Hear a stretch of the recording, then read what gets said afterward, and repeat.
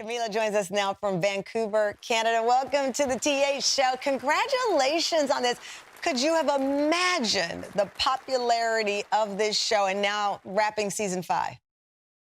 I mean, yeah, we're actually still in the thick of it right now. We're like midway through season 5, but no, I could not have imagined. I mean, I was pursuing acting for as long as I can remember, and I even went to NYU for theater school, and like that was kind of like something I never thought that it would happen in that way, where like the first role I book is one that's like life changing, Right. and that's kind of something to dream of as an actor. So I'm very, very happy and grateful. You know, I said that you were wrapped, you're finishing, as you pointed out, you're in the middle, you're not wrapped yet.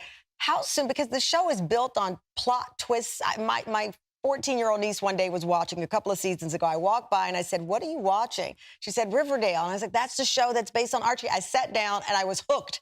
After that, I think that was season 3. How far in advance, because of the drama, because of the twist, do you get the scripts? I mean, it's funny this year, I think because of the pandemic, we've gotten scripts way ahead of time because they had so much time to kind of prep and get the scripts out to us. But normally we would get the scripts like a few days before shooting. But now we get like 4 scripts at a time, and we do this like massive table read over Zoom. And we get to like, have the storylines kind of in our heads as we prepare for Do everything. you read, have you read some of the plot twists together as a cast? And do you look at Lily and say, "Are you kidding me? They're going to go crazy when this happens"? I mean, for the first season, especially when we were doing table reads, in a room together, none of us had known about, it was kind of like the episode where the like murderer is revealed in the first season, and nobody knew who it was. And it was the first time we'd all gotten the script. So we were all reading it together for the first time. And even the murderer himself didn't know, oh my gosh, that he was it. So he kind of found out as he was reading it. And it was pretty dramatic. So this season, the characters have graduated high school. We flash forward 7 years. Veronica and the gang are now in their mid-20s. How different is this season now that they're not teenagers anymore? They're grown-ups dealing with a whole nother level of drama. Exactly. And it's been so fun because we all just kind of got to reinvent our characters a little bit. Like there's a 7-year time jump. So it's like we get to play our characters a little bit more grown, a little bit more grounded. But to be honest, our show has always kind of been, I mean, it's a teen show, yes, but our teenagers are very much like young adults. Like they're like my character as a teenager owned 3 businesses. So like, what teenager kind of doesn't own 3 businesses? Well, that is true. Yeah, and they're like solving murder mysteries. Like they're kind of grown. They've been through a lot. They are grown. There are a couple of moments where when I turn to my 50-year-old, she's now 15, I'm like, okay, close your eyes for a second and then turn back around because I don't want you to get any ideas. But I think that's, again, why the show is such a success, because adults can find interesting things about these characters, but it's still on some weird level relatable to a 14-year-old, even though they will never have 3 businesses of their own. I think it's the chemistry, too. You and the cast, I mentioned Lily Reinhardt and Madeleine Petsch. You have a joint TikTok account? We did. Yeah, we do. We made one in our first quarantine here in Vancouver. We made one in our quarantine. The one that you're playing now is from not too long ago when we were bored at home. Was it 30 million views? 30 million views, I think, of this one that we're looking at now. Yeah, it's a really fun thing that we decided to do because none of us really wanted to make one on our own. Like we thought it'd be much more fun to do one together. Because also having one on your own is like a responsibility, and I don't think either of us wanted that. Okay, I love this day and age where it's a responsibility to have a TikTok account, so it's better to do it. Unfortunately, it is. I understand. Camila, you have so many projects going on. It's crazy. So you have the Golden Globe nominated movie with Andy Samberg, which is phenomenal. Congratulations on that. And then you are going to work with Pete Davidson, another SNL guy, and the show is produced by Kevin Hart, a comedy genius. They are keeping great company in you. I'm not going to say you're keeping good company. They're keeping great company with you.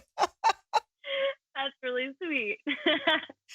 No, yeah, I'm really excited about those. I don't know when we're shooting American Soul specifically, but I'm so stoked to work with all of them. And so with Andy in Palm Springs, what was that like for you?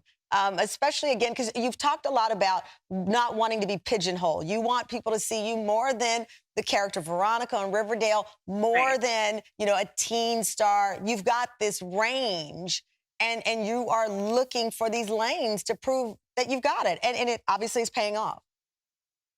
I mean, yeah, I was so lucky to have been in a comedy because I feel like that's something I definitely want to experiment with later in my career. And this was kind of a great place to start. I mean, Andy Samberg is like, and Kristen Milioti, like the best people to work with. This whole cast was like, I mean, it's just like there was a no bad people on set policy. So everyone was super nice, and it felt like this really loose, fun environment. And I don't know, I felt very lucky to be part of it all. Well, you know, you got, was it 25 million followers on Instagram? And I read where you talked about holding yourself to a higher standard. What do you mean by that? I guess what I mean by that is just, I don't know, when I think about the career of acting, it can quickly become like a superficial, vain one if you're not thinking kind of like bigger picture with it. And when I try to think about my career, I'm like, okay, what do I want to do? I mean, this sounds cheesy, but like, what do I want to do for the world? How do I want to make a difference? And so for me, I feel like part of that is connecting with that younger audience that I have and kind of thinking, okay, when I was a teenager, what did I need from my teen idols? Like, what did I need them to tell me as a young girl? And so I think about it in that perspective. And then I also think about like just the fact that I'm a Latina trying to represent a community of people that are heavily underrepresented in this industry. And I think about what I can do for those people who need to see themselves represented. Which you've made the point with the character Veronica. I mean, obviously, this is a reimagining of the Archie comics. And here you have Veronica. She's from a Latin family, affluent family. And you've shared that in your own personal life, you've faced discrimination when auditioning for roles, that this is still real. I mean, these things just don't happen to people over 60 or over 50. Some of those obstacles still exist, and you fight to break down those walls in auditions and in other places of your life. Right. I know it's important to display Latinx people not just as like the poor underdogs, you know what I mean? But like people who can be successful and conquer.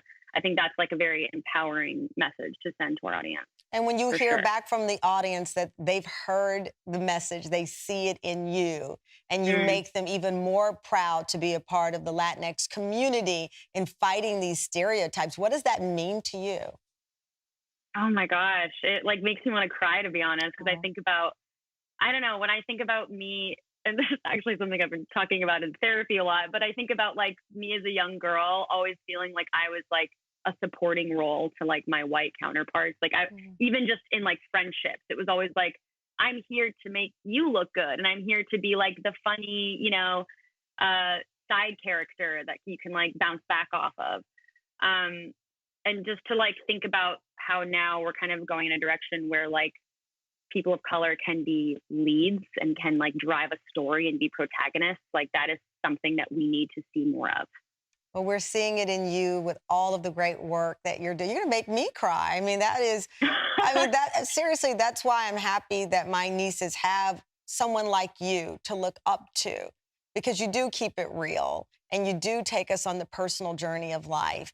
And then in the process, you do great work, and that's why you're part of that Golden Globe nominated movie. I mean, you're gonna make me cry. Oh my gosh, I told you, Pete Davidson, Kevin Hart, Andy Samberg, they're keeping great company by hanging out with you. You elevated their game.